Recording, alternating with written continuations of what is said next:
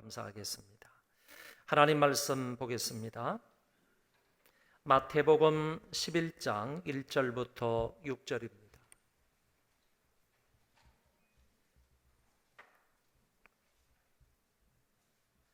마태복음 11장 1절부터 6절까지 제가 봉독하겠습니다. 예수께서 12 제자에게 명하기를 마치시고 이에 그들의 여러 동네에서 가르치시며 전도하시려고 그 길을 떠나 가시니라. 요한이 오게에서 그리스도께서 하신 일을 듣고 제자들을 보내어 예수께 여짜오되 오실 그이가 당신이 오니이까 우리가 다른 일을 기다리오리이까? 예수께서 대답하여 이르시되 너희가 가서 듣고 보는 것을 요한에게 알리되 맹인이 보며 못 걷는 사람이 걸으며 나병 환자가 깨끗함을 받으며 못 듣는 자가 들으며 죽은 자가 살아나며 가난한 자에게 복음이 전파된다 하라. 누구든지 나로 말미암아 실족하지 아니하는 자는 복이 있도다 하시니라. 아멘.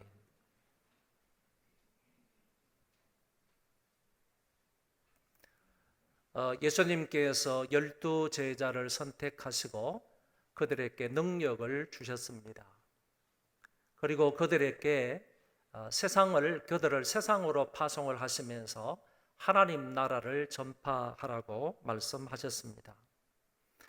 그들에게 주님은 먼저 이스라엘 집에 잃어버린 양에게로 가라고 하셨고 사람들에게 복음을 전파하다가 어려움과 핍박을 받게 되면 끝까지 인내하라고 말씀하셨습니다. 그리고 함께 고난받는 자들을 위로하고 격려하라는 말씀도 하셨습니다. 그러니까 제자들을 전도자로 파송을 하시면서 지켜야 할 몇 가지 사항을 그들에게 말씀하신 것입니다.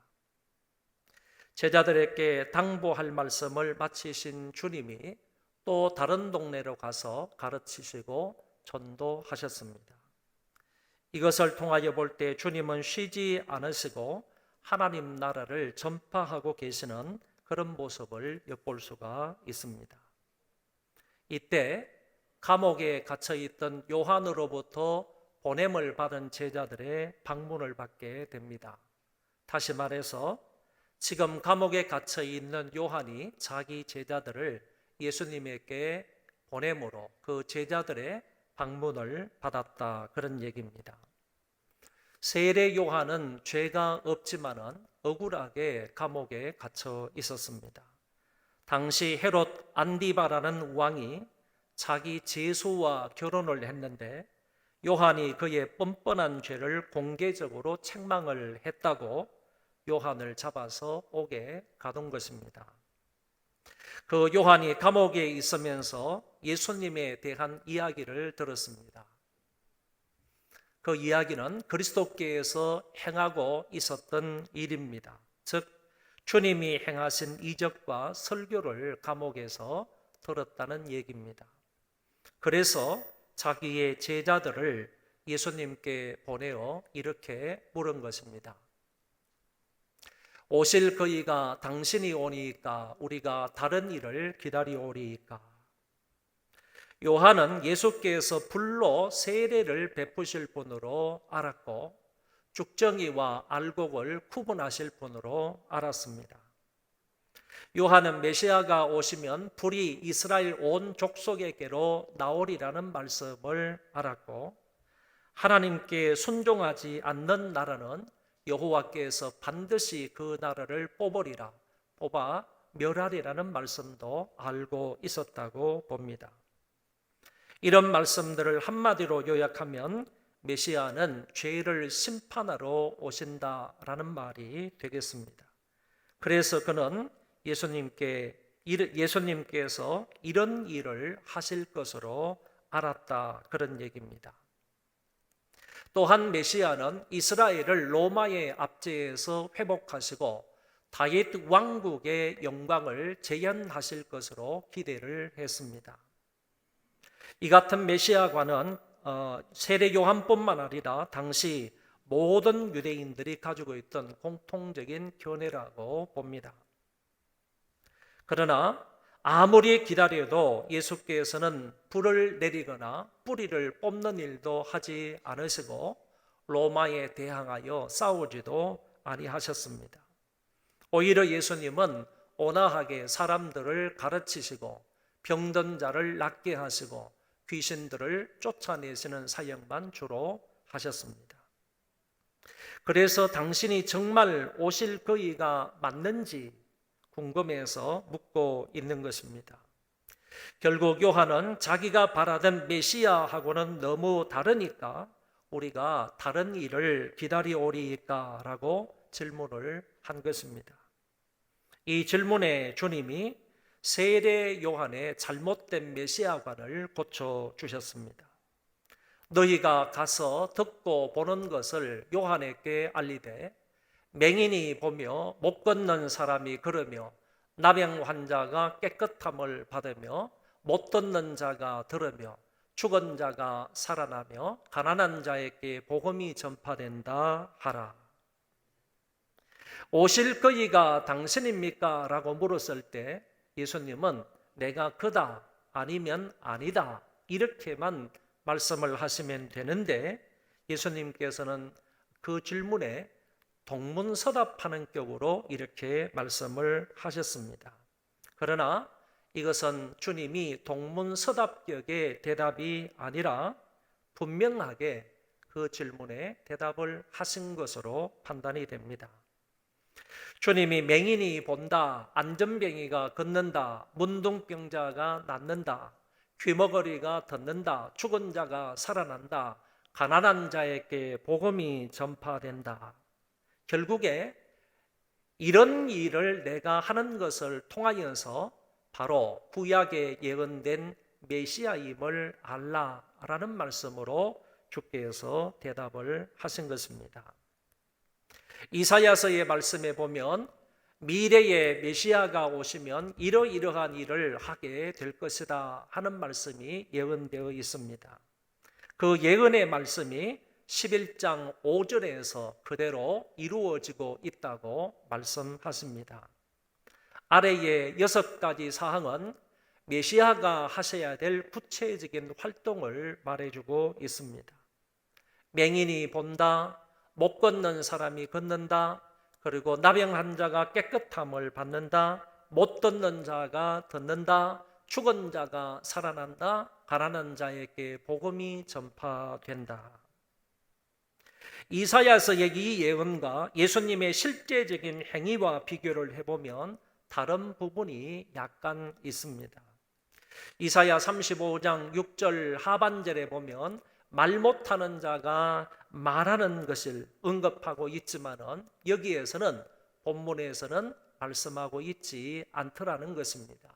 물론 예수님은 말 못하는 자에게 역사하셔서 그 사람이 말하게 하시는 이적을 베푼 적은 있습니다.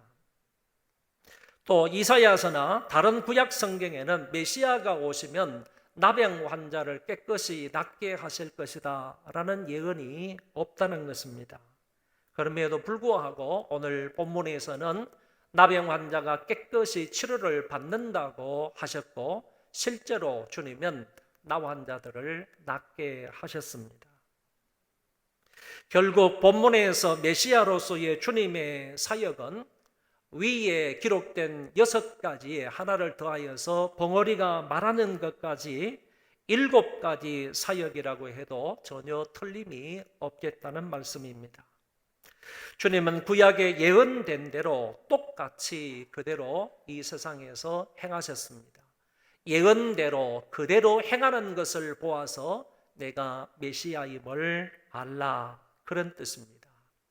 나 예수는 너희가 바라는 불로서 심판하는 심판주 메시아이기 이전에 너희에게 복음을 전하고 치유하고 회복하고 살리는 메시아임을 말씀하고 있습니다.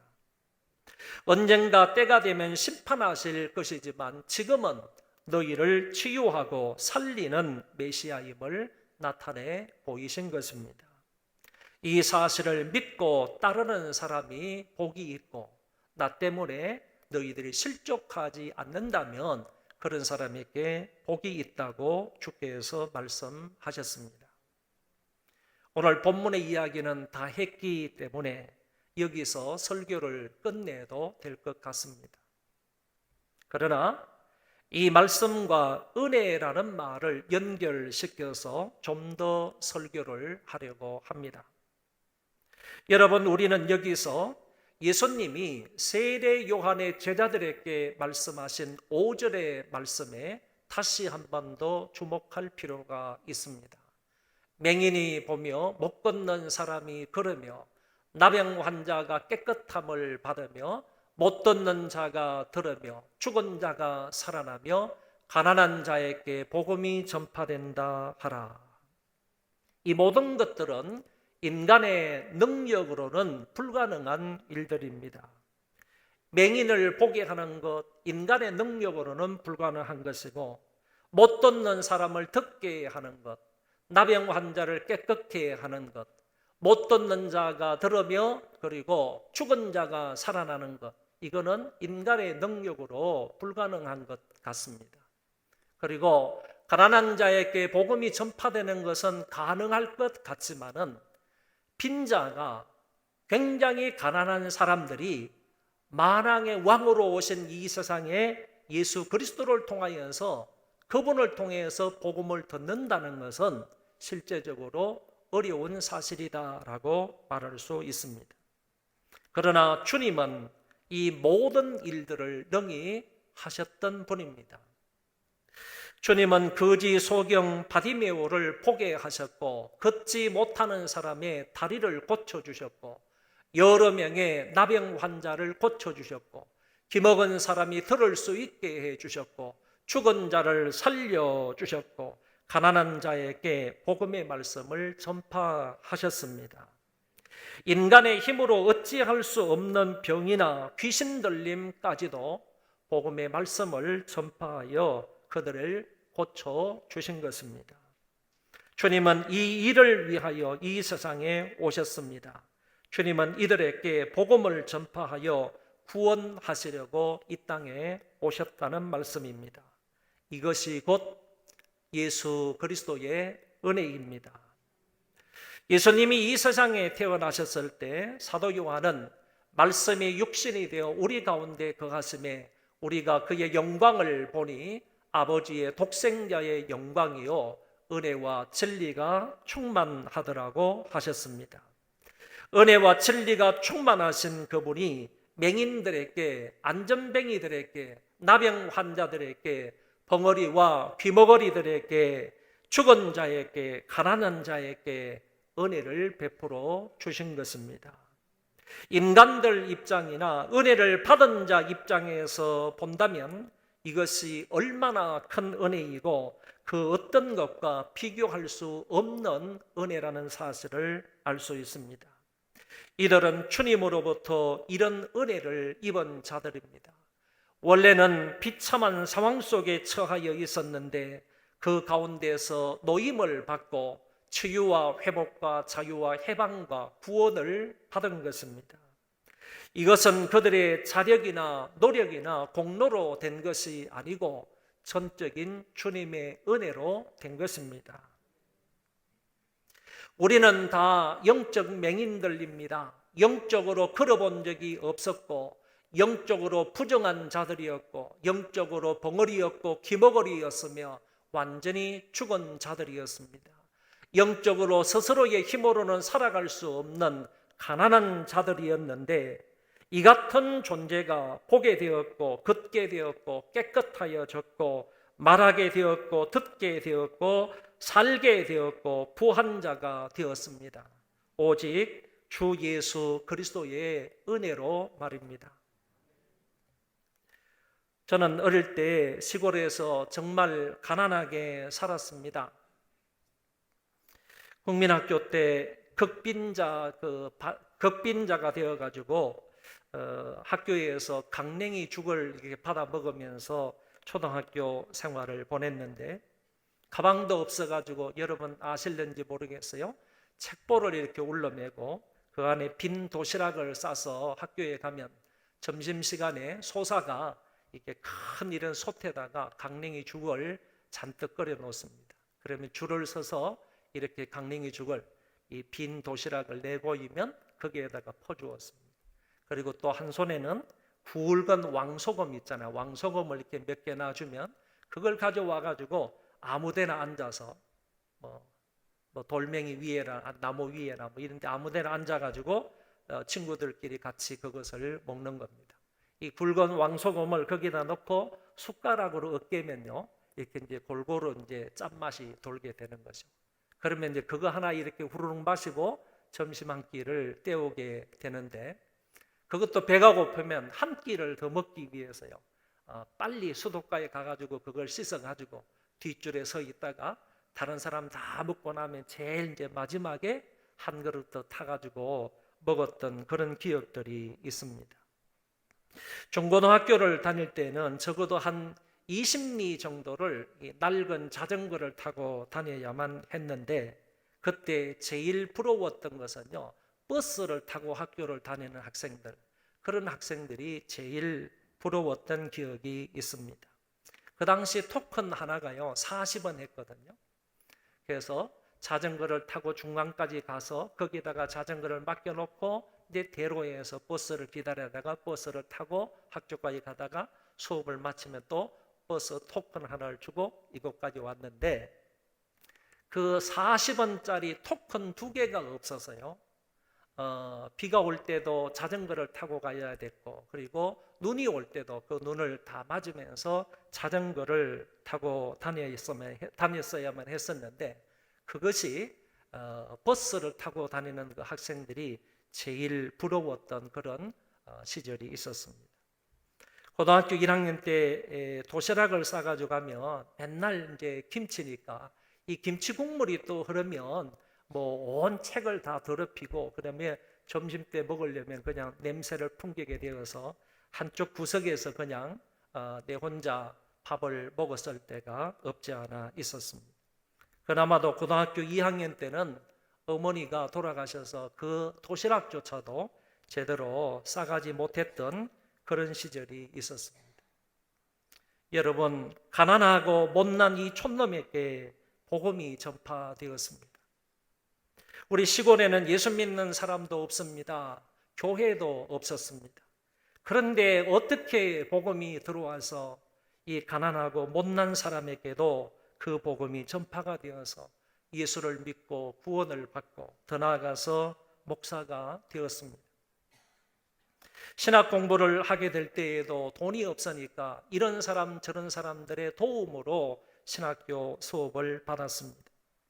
유학을 갈 때에도 아버지가 남겨주신 그 유산 땅 400평을 팔아보니까 딱 400만 원이었습니다. 평당 10,000원 주고 400평을 팔았는데, 그 400만 원을 가지고 비행기 티켓을 사가지고 유학을 했었습니다.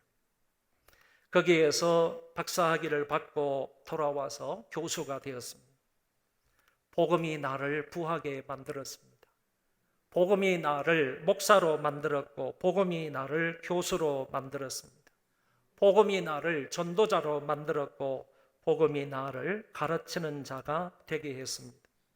바울의 고백처럼 나의 나된 것은 전적인 하나님의 은혜였습니다. 복음의 은혜가 아니면 가난한 자가 예수를 믿고 목사가 되고 교수가 되었다는 것을 설명할 길이 없었습니다. 지금까지 지내온 것 모두가 다 하나님의 은혜입니다. 로마서 5장에 보면 이런 말씀이 있습니다. 우리가 아직 연약할 때에 기약대로 그리스도께서 경건치 않은 자를 위하여 죽으셨도다. 우리가 죄인 되었을 때에 그리스도께서 우리를 위하여 죽으심으로 하나님께서 우리에게 대한 자기의 사랑을 확정하셨느니라. 우리가 원수 되었을 때에 아들의 죽으심으로 말미암아 하나님으로 더불어 화목되었은즉 화목된 자로서는 더욱 그의 살아심을 인하여 구원을 얻은 것이니라. 우리는 과거에 다 연약한 존재들이었습니다. 죄인이었습니다. 하나님과 원수지간이었습니다. 그런데 이런 놈을 위해서 예수 그리스도께서 십자가 위에서 몸버려 피를 흘려 돌아가셨습니다. 이것이 바로 한량없는 은혜라는 것입니다. 청량할 수 없는 은혜인 것입니다. 내가 연약할 때에, 내가 죄인 되었을 때에, 내가 하나님과 원수 되었을 때, 하나님 날 좀 구해주세요. 예수님 나를 위해서 십자가에 달려 돌아가 주세요. 그래서 내 죄를 용서해 주세요 라고 하나님께 기도했습니까? 우리는 그런 거 한마디도 해보지 못했습니다. 그럼에도 불구하고 하나님이 친히 아들을 십자가 위에 보내주셔서 그 일을 하게 하신 것입니다. 그것 때문에 우리가 용서를 받았고 나음을 입었고 치유되었고 살아나게 된 것입니다. 지금 우리가 구원을 받은 것은 전적인 하나님의 은혜라는 사실을 말하고 있는 것입니다. 영국에서 태어난 존 뉴턴이라는 사람이 있습니다. 11살 때부터 아버지의 배를 타고 이곳저곳을 다니며 항해를 했던 사람입니다. 그의 꿈은 아버지의 배를 타고 다니면서 선장의 꿈을 키워갔습니다. 그러나 성장하면서 그 사람은 그 험한 세파 속에서 왔다 갔다 돌아다니다 보니까 결국에 신앙을 팔아먹고 말았습니다. 무신론자가 되었습니다. 하나님을 모독하는 사람이 되었습니다. 믿음의 친구들을 타락시키는 자가 되었습니다. 노예 무역선의 선장이 되었습니다. 죄인 중에 죄인 노릇을 하게 된 것입니다. 노예의 상인으로서 얼마를 살다가 자신이 노예로 전락하는 위기를 맞게 되기도 합니다. 그런데 어느 날 죽음을 눈앞에 둔 북대서양의 폭풍우 속에서 결국 하나님께 무릎을 꿇게 되고 회개하게 됩니다. 그 후 바울의 고백처럼 죄인의 괴수라고 회개를 하고 영국 국교회의 목사가 되어서 이 사람이 쓴 그 찬송가 가사가 나 같은 죄인 살리신이라는 찬송가 가사입니다. 나 같은 죄인 살리신 주 은혜에 놀라워 잃었던 생명 찾았고 광명을 얻었네. 큰 죄악에서 건지신 주 은혜 고마워. 나 처음 믿은 그 시간 귀하고 귀하다. 이제껏 내가 산 것도 주님의 은혜라. 또 나를 장차 본향에 인도해 주시리. 거기서 우리 영혼이 주님의 은혜로 해처럼 밝게 살면서 주 찬양하리라. 아멘. 존 뉴턴은 이 찬송 외에 시온성과 같은 교회의 지난 일해 동안에 등등에서도 자신의 부끄러운 과거를 회개하고 자신을 죄악에서 건지신 하나님의 놀라운 은혜를 곳곳에서 노래하고 있습니다. 요한복음 8장의 말씀에 보면 가련하고 비참한 한 여인이 등장합니다. 이 여인은 서기관들과 바리새인들의 손에 의해서 끌려왔습니다. 이 서기관들과 바리새인들이 이 여자를 예수님 앞에 내동댕이 치면서 이렇게 말합니다. 이런 여자는 모세의 율법에 돌로 쳐 죽이라고 했는데 예수 당신은 어떻게 생각하느냐? 예수님이 너희 중에 죄 없는 자가 먼저 돌로 치라고 하니까 한 사람 한 사람 다 물러가고 그 여자만 남았습니다. 예수님이 그 여자에게 말씀하시기를 여자여 너를 고소하던 그들이 어디 있느냐? 너를 정죄한 자가 없느냐? 여자가 말하기를 주여 없나이다. 주께서 그녀에게 말했습니다. 나도 너를 정죄하지 아니하노니 가서 다시는 죄를 범치 말라고 하셨습니다. 이 여인은 예수님을 통하여 죄 용서와 새 삶을 얻게 되었습니다. 이것이 바로 청량할 수 없는 주님의 은혜라는 것입니다. 여기 처참한 죄인의 모습으로 돌에 맞아 죽을 직전에 놓여 있는 여인, 사람들에게 손가락질을 당하고 이리저리 질질 끌려다니며 조롱과 멸시를 받으며 곧 이런저런 사람들이 던지는 돌에 맞아 피투성이가 되어 비참하게 죽어야 할 이 여인은 과연 누구입니까?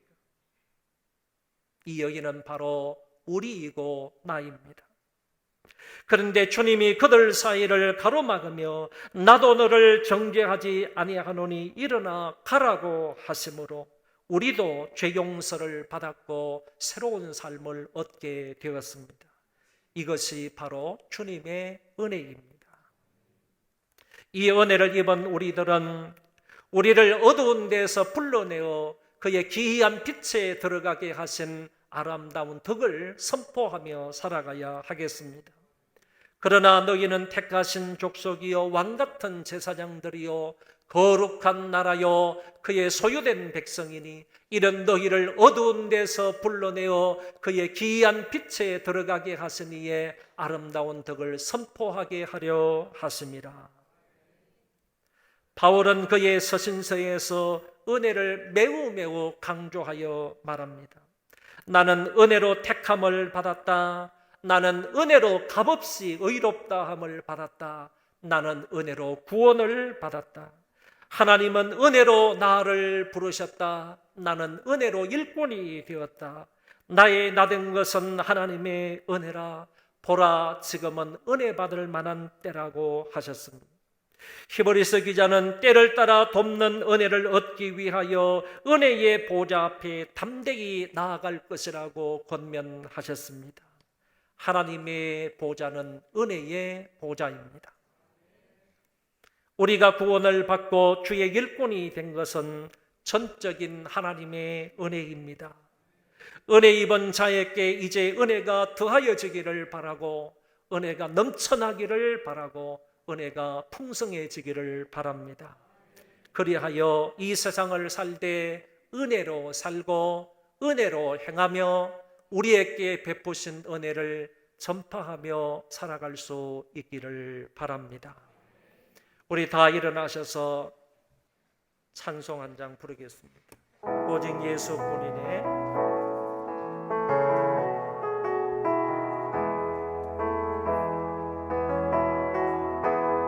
은혜 아니면 살아갈 수가 없네.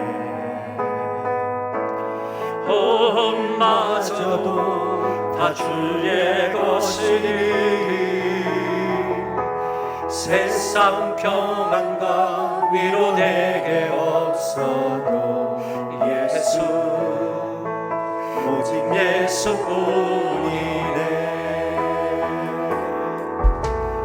그 생각에 다 볼 수도 없고 작은 고난에 지쳐도 주께 묻기 나의 모든 삶 버티고 견디게 하시네. 은혜 아니면 살아갈 수가 없네. 나의 모든 것 다 주께 맡기니 참된 평안과 위로 내게 주신 주 예수 오직 예수뿐이네. 그 생각에 다 볼 수 없고 작은 고난에 지쳐도 주께 묻기 나의 모든 삶 버티고 견디게 하시네. 은혜 아니면 살아갈 수가 없네. 나의 모든 것 주께 맡기기 참된 평화가 내게 주신 주 예수 예수뿐이네. 우리 동성으로 기도하도록 하겠습니다. 하나님, 우리 위에 은혜를 더하여 주옵소서. 은혜가 넘치게 해 주옵소서. 은혜가